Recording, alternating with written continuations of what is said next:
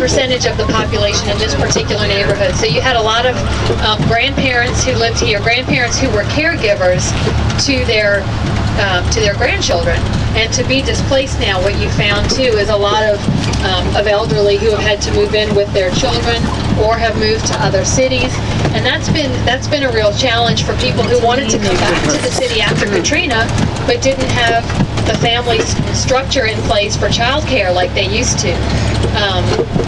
And a lot of single working mothers who depended on parents to watch children after school don't have that network and that fallback anymore. So that's been a real challenge.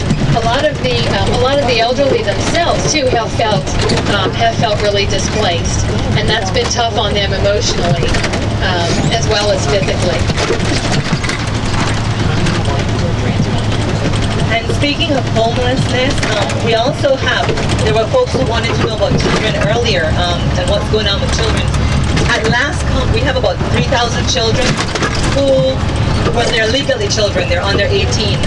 And these are children who, either on their own because of the lack of family structure, or their parents sent them because they couldn't help keep them wherever they're at, sent them back to New Orleans.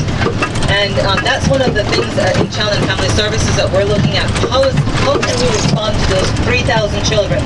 That's the one that is counted so far, that have in fact come back to the city and are living in abandoned houses. They're literally living in abandoned houses.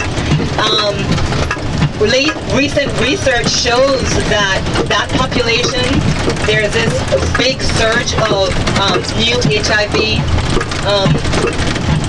findings. A lot of those children are the ones being found with guns.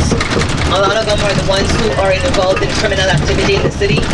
So that group, for now, really is, for us, but it's such an elusive group because you don't know where to find them, and you don't know, legally where you stand. It's been a huge challenge. So keep those kids in mind and pray for them. Pray for us.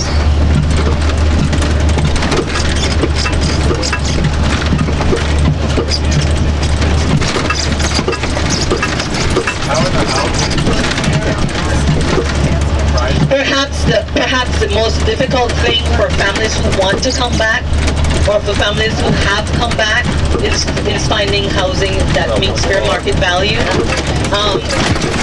We just wrote a grant recently for funds from the Rockefeller Foundation to help subsidize housing for the chronically mentally ill who are homeless.